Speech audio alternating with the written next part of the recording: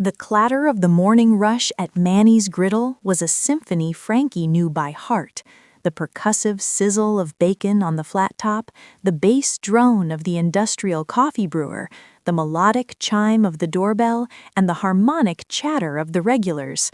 For 15 years, Frankie had been the conductor, moving behind the counter with a kind of weary grace, refilling bottomless cups and remembering that Mr. Henderson took his oatmeal with brown sugar, not syrup, and that the Torres twins needed their chocolate milk in big kid glasses, not the small ones.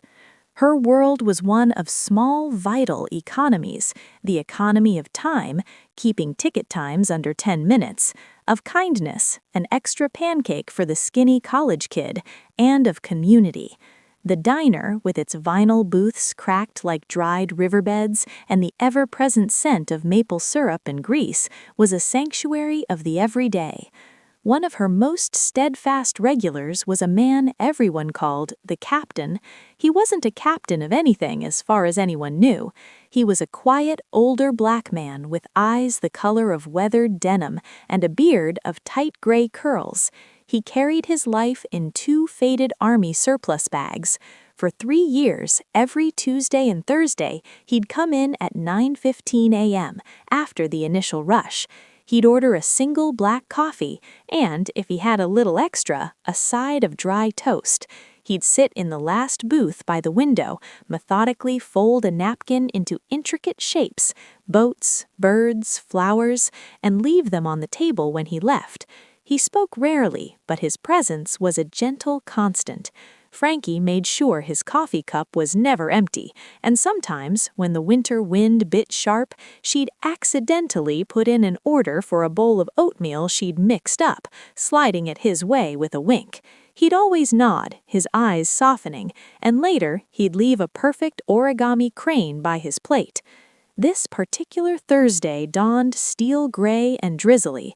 The diner was a warm, bright cave against the gloom. The captain was at his booth, a napkin boat taking shape under his careful fingers.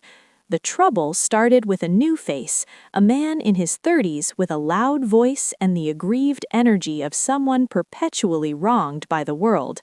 He'd been complaining about his eggs for 5 minutes. When the captain got up to use the restroom, brushing past his table, the man's simmering irritation found a target. "Watch it, buddy," the man snarled, though the contact had been minimal. The captain murmured an apology and kept walking, but the man wasn't done. As the captain returned, the man loudly said to his companion, "They ought to keep the trash out of places people are trying to eat. Smells like a dumpster."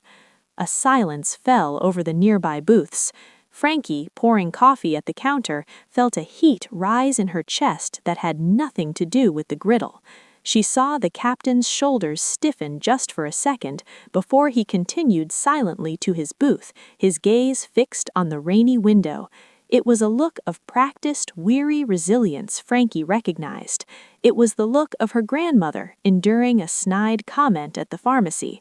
It was the look of her single mother facing down a condescending loan officer. That resilience was a family heirloom, but so was the instinct to protect your own. And in Frankie's diner, everyone was her own.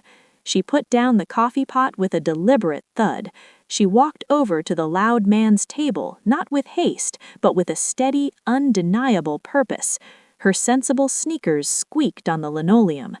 "Is everything all right with your meal, sir?" she asked, her voice calm but carrying. "It's fine, now that the air is clearing," he smirked. Frankie didn't smirk back. She crossed her arms, her order pad tucked into her apron like a shield.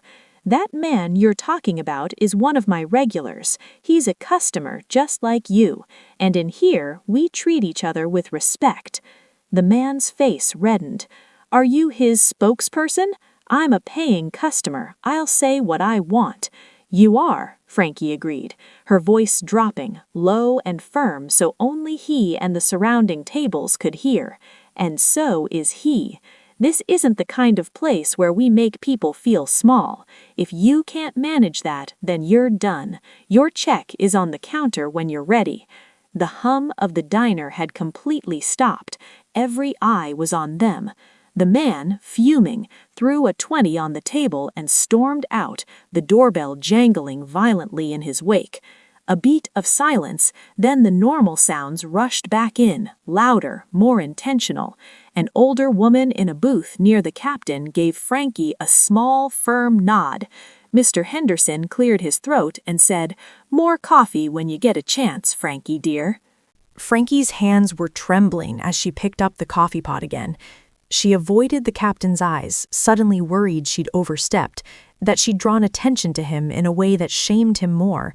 But when she finally glanced over, he was looking right at her. He didn't smile, but he gave a slow, deep nod, a bow of the head, really. Then he returned to his napkin, his fingers starting on a new, more complex fold.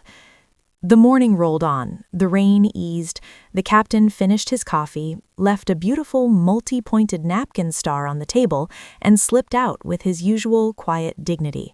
Frankie pocketed the star, her heart still thumping from the confrontation. It was just another moment in the hustle, a small defense of a fragile peace. She thought of her mom, who'd worked 2 jobs and still made sure Frankie had homemade soup when she was sick. "You stand up," her mom's voice echoed in her memory. "You just do." 3 hours later, the lunch rush was a pleasant memory. The diner was in its afternoon lull, sunlight finally breaking through the clouds and painting warm stripes on the checkered floor. Frankie was restocking the jelly packets, her mind already on the grocery run she needed to make after her shift to get stuff for her son's school project. The doorbell chimed. 2 men in impeccably tailored dark suits walked in. They looked profoundly out of place amidst the diner's homey shabbiness, like sleek crows that had landed in a chicken coop. A new kind of tension entered the room. The few remaining customers, a pair of retired mechanics, a student with textbooks spread wide, glanced up, sensing a shift in the atmosphere. The men scanned the room, their eyes sharp and assessing. They walked straight to the counter where Frankie stood, her hand frozen over a basket of grape jellies.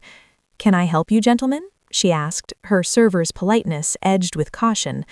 The taller of the 2 men offered a small professional smile. "We hope so. We're looking for the waitress who works the morning shift. We were told she might be named Frankie." Her stomach dropped. The loud customer had complained, maybe to some corporate office. Maybe these were lawyers. "I'm Frankie," she said, squaring her shoulders, the resilience rising again. The man's smile warmed, transforming his face. He reached into his inner suit pocket. Frankie instinctively took a half step back, but he pulled out not a legal document, but a long, elegant envelope of thick, cream-colored paper. "My name is David Chen," he said. "This is my colleague Marcus. We're here on behalf of our client, Mr. Eris Thorne." The name meant nothing to Frankie. She shook her head slightly. The other man, Marcus, gently prompted, "He's an older gentleman, comes in regularly. He said you might know him as the captain." Frankie's breath caught. She looked from the envelope to their sincere, serious faces. "Is he okay?" "He's more than okay," David Chen said, his voice softening. "Mr. Thorne is a very private man, a brilliant, self-taught engineer and inventor. He holds several patents for microcomponents used in most of the phones in this room. He prefers a life of simplicity." Frankie's mind reeled. The patents, the folded napkins, not the idle fidgeting of a bored man, but the precise, creative hands of an engineer. Marcus continued, "He was harassed here this morning. He told us that you defended him, not with pity, but with respect. He said you called him a regular." Marcus's voice held a note of something like awe. He said that word meant more to him than any professional title he's ever held. David Chen slid the envelope across the counter. "He asked us to deliver this to you, personally, and to convey his deepest gratitude. He said you defended his place at the table." With trembling fingers, Frankie opened the envelope. Inside was a thank you card. Handwritten in a precise, elegant script, it read, "Dear Frankie, thank you for the coffee, the kindness, and the courage. You saw a man, not a circumstance. You defended my seat at the table.